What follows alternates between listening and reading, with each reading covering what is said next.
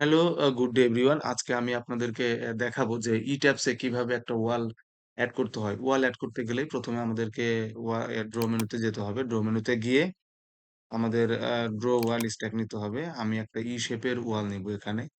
আপনারা এখানে বিভিন্ন ধরনের শেপ আছে। I shape, L shape, shape, F shape. আপনার প্রয়োজন অনুসারে আপনি ওয়ালটা নিবেন।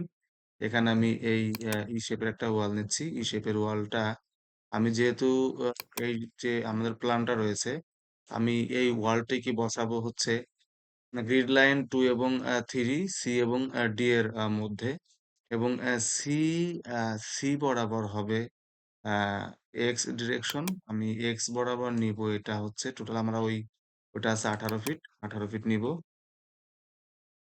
তারপরে এল-ওয়াই যেহেতু আমার ওইদিকে আছে 22 ফিট, তাহলে আমার ২ পাশে মিলাতে হলে ১১ দুগুণে ২২। তাহলে এল-ওয়াই-1 আ ১১ নিবো আর এটা এল-ওয়াই-2 ১১ নিবো। তো 11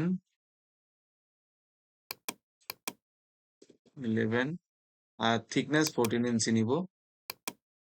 আপনাদের প্রয়োজন অনুসারে আপনার থিকনেসটা নিবেন। সাধারণত শিয়ার ওয়াল আ বা লিফট করার ক্ষেত্রে আমরা এই জাতীয় ওয়াল নিতে পারি।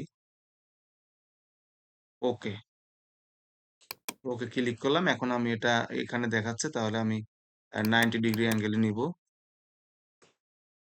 90 ডিগ্রি অ্যাঙ্গেল নিয়ে একটা ওয়ালটা ঘুরে গেল। আমরা জাস্ট আ পজিশনটা সিলেক্ট করে ক্লিক করে দেব। এটাকে ক্লোজ করে দেব। এভাবেই আমরা একটা আ অথবা স্কেপ বাটনে ক্লিক করব। এভাবে আমরা একটা ওয়াল অ্যা ড্র করতে পারি। হ্যালো ভিউয়ার্স, আমার এই ভিডিওটি যদি বিন্দুমাত্র ভালো লেগে থাকে অবশ্যই লাইক, কমেন্ট, শেয়ার করবেন। আর পরবর্তী ভিডিও দেখার আমন্ত্রণ জানিয়ে আজকের ভিডিও এখানে শেষ করছি। ধন্যবাদ।